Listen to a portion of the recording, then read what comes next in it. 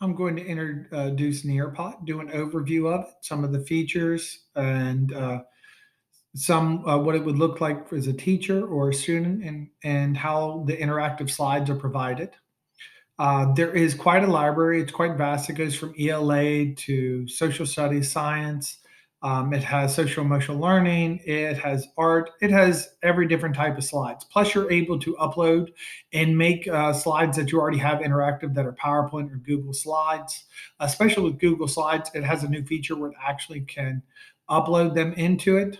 I'm going to look and we're going to do Native Americans because I'm using Native Americans. So when you go in, there's two different types of ways you can present it. You can present it live, where you have see the participations and guide the lesson, have real time interaction with your students, and that. Or you can do a student pace where they could be assigned it, or they could be working at their own pace. So when you click live or even student pace, it's going to give you a code, um, 5 digits. Now I'm going to take that. Now this is really nice because you know how you have students that sometimes I can't ever get in, nothing ever works. Well, it's you can assign it in the Google Classroom. You can do a Google link.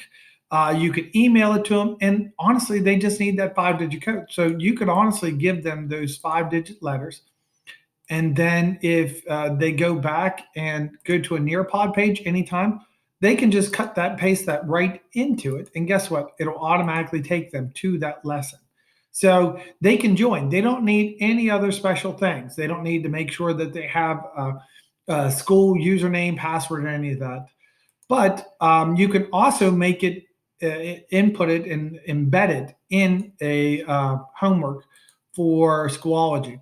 So if I do a link and I pick copy, and then I go back to my page and I add materials, no, I would go down to add file, link slash external tools. I can click link then, and then I can paste that link in there.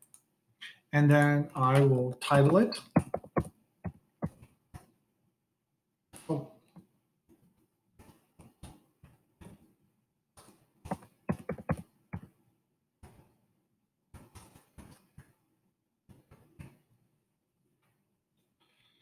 so, and make sure that it says display in Schoology. So I'm going to add that now.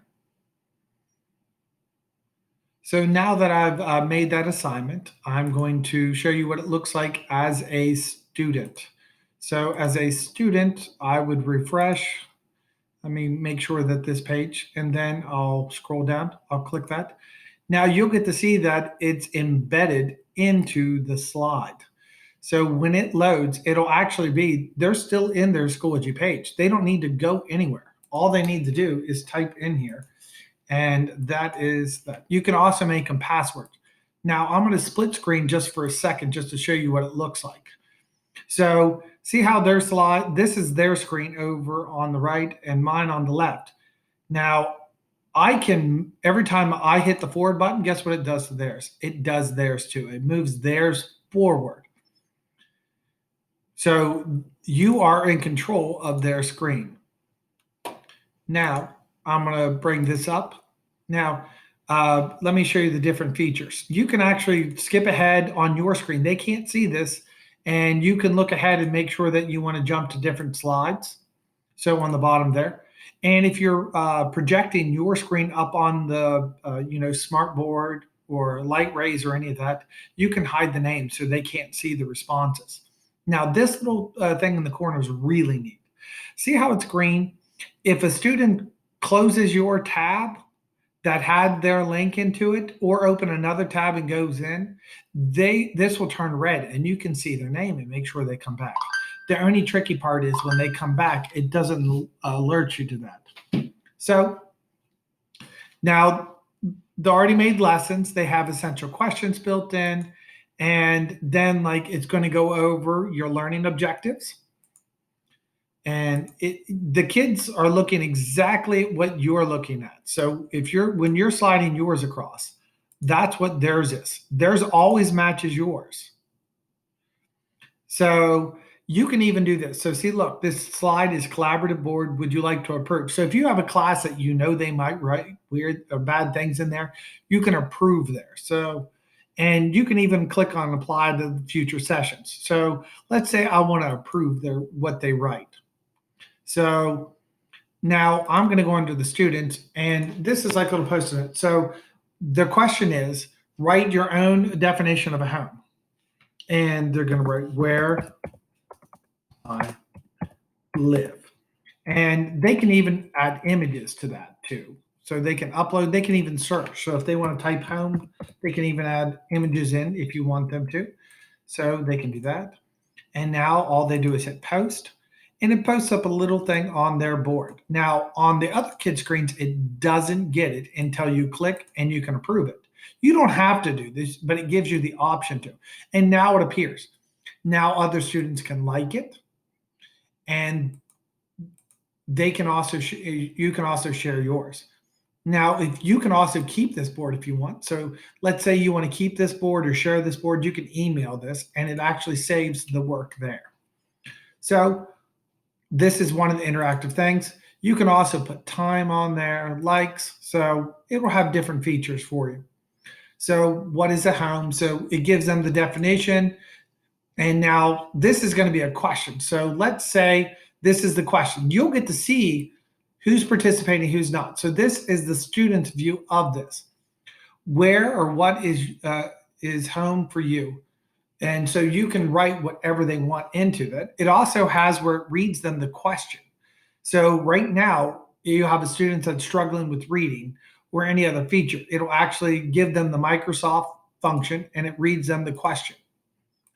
So, where or what is home for you?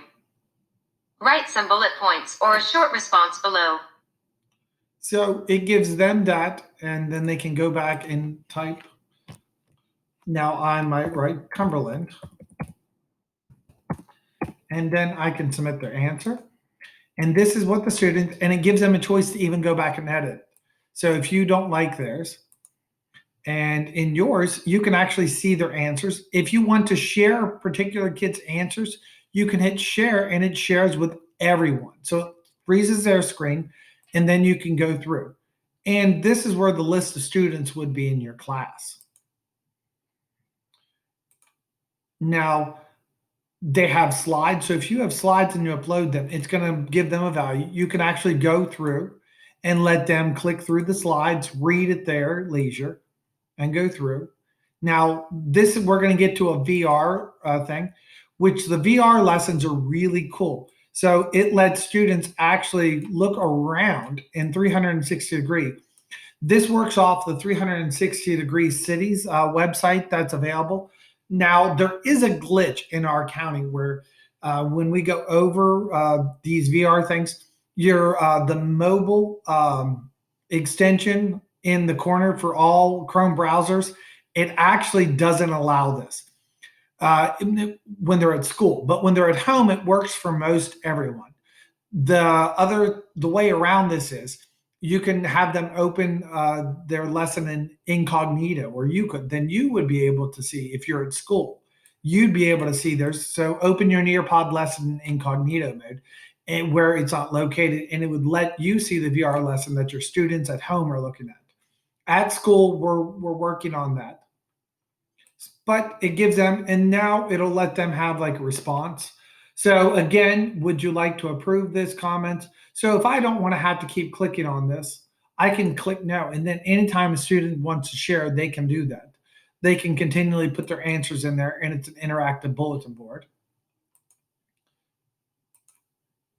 So we can keep going through. It has a bunch of interactive slides that are VR. So it's really cool for the children that are home, that are students. So it'll continue to answer questions. Now, usually at the end, so let's say I don't have much time and I need to go all the way through, I can actually click ahead and I can even click on like a reflection point. So I can summarize. So they'll actually be able to see this. So in there, they'll have a VR, like a Google Earth image you can actually get embedded in there. And they'll actually be able to see what some of it is and then write responses in there.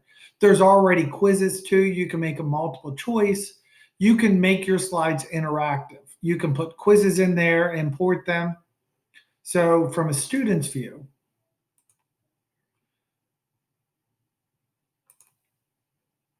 they'll have that in the same corner. They'll have the feature where it reads to them and they can submit their answers. Now it saves your slides. And so, like, you can have them jump around the globe if you want to different places. And Google Earth can actually be embedded into these slides too. And then the students will be able to summarize, go around and do that. So it's a really neat function with that. So I want to end the lesson. When I want to end the lesson, all I do is have to click this. It saves it for later. Now, their responses are saved, and then it'll process them, and you can actually put them as an Excel sheet. That'll go into the report. So then you'll be able to look back.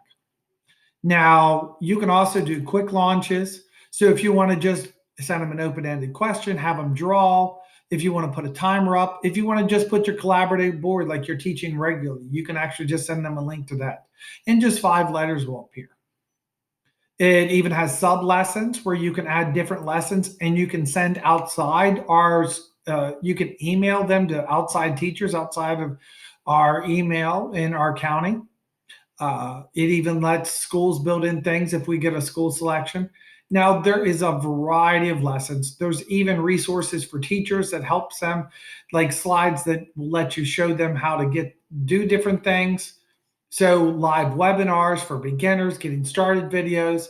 It has its own little thing. This also is in the corner, this little helpful thing, like in Schoology, and it has questions. You can actually type in a question, and they're actually pretty good. They'll get back to you in an hour if you have any questions.